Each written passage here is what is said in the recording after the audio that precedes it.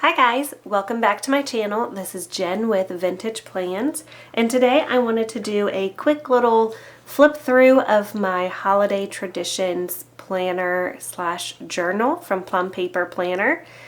This is the A5 size, and it is just a lined notebook that I customized to fit what I need for all of my holiday planning. So if you want to see how I've set this up, then stick around.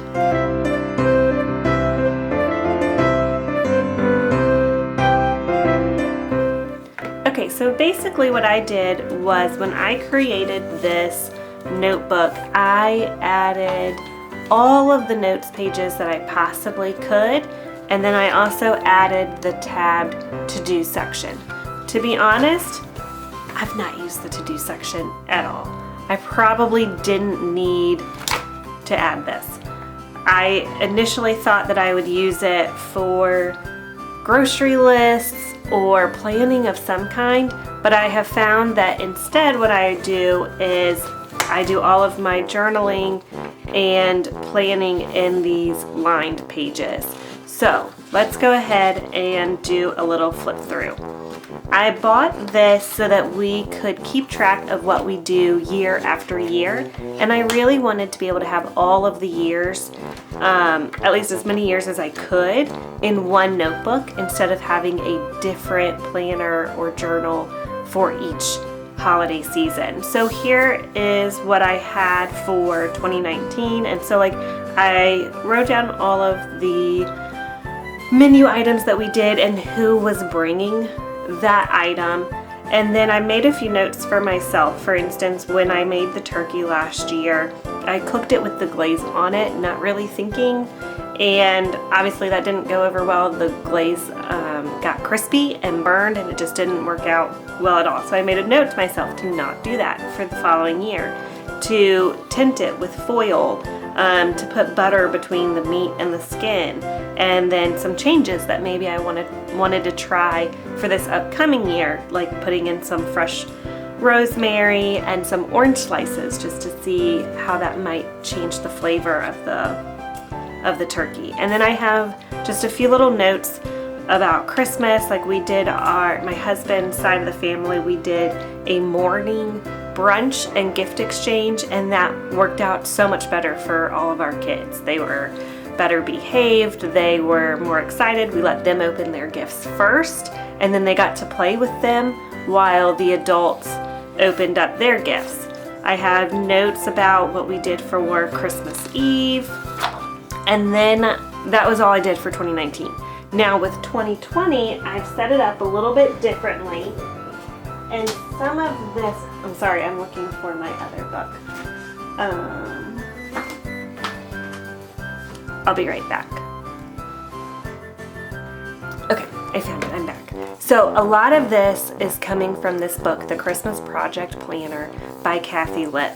This is a great little book. It was really just a few dollars on Amazon, and it has daily projects to do all during the holiday season, starting in November with Thanksgiving, and then there's some calendar pages to prep, and just really helps to break down a lot of your Christmas and Thanksgiving holiday stress and everything. So I took some of the elements from this book and added it here into my notebook. And so right here is where I set up to put in a mission statement. And I'm going to zoom in a little bit. So at the top here, I have space to write in my 2020 holiday mission statement. And then I have goals here. And I don't know if you'll be able to see it, but I have little flags on these two. This is for others, and this one is for our family.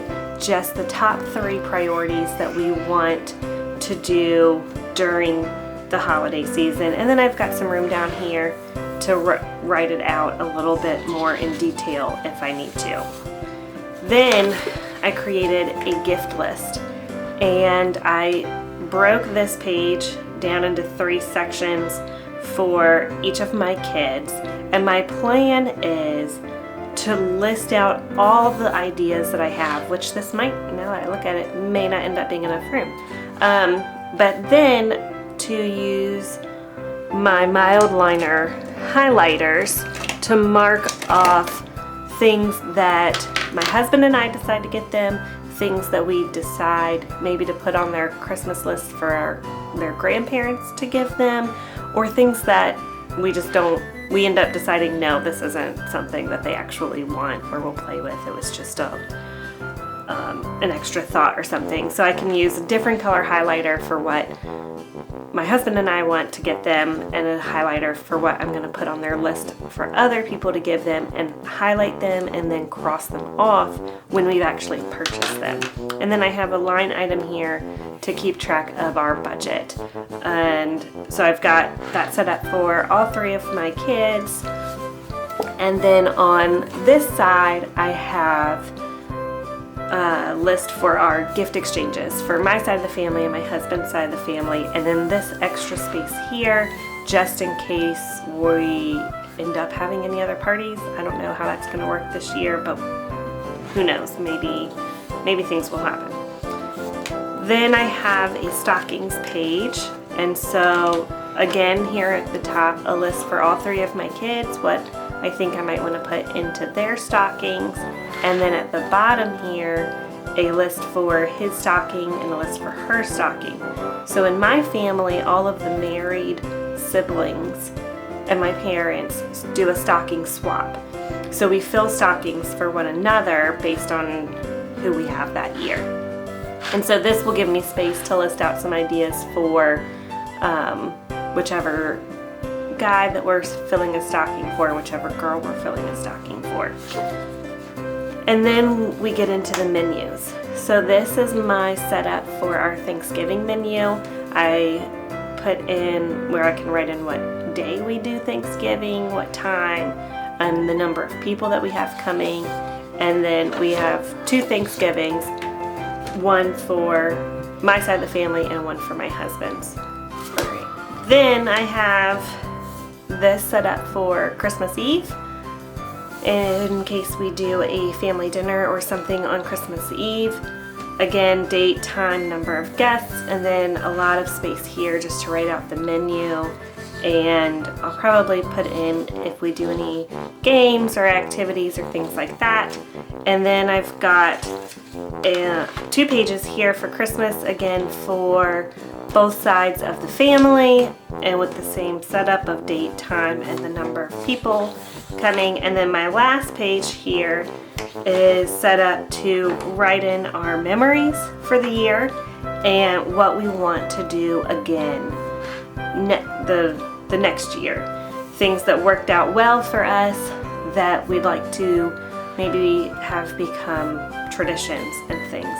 And so that's it. Then I've got all these other pages where I can set up future years, or of course I can add more for this year if I realize that I didn't leave myself enough space or something like that. So that is my Christmas holiday planner setup. I hope that you like this video. I hope it kind of gives you some ideas and inspiration for making this holiday season less stressful for yourself and your family. And if you like this video, give it a thumbs up. If you've not yet subscribed, go ahead and hit that subscribe button, and come check me out on Instagram at vintage.plans, and I'll see you next time. Bye!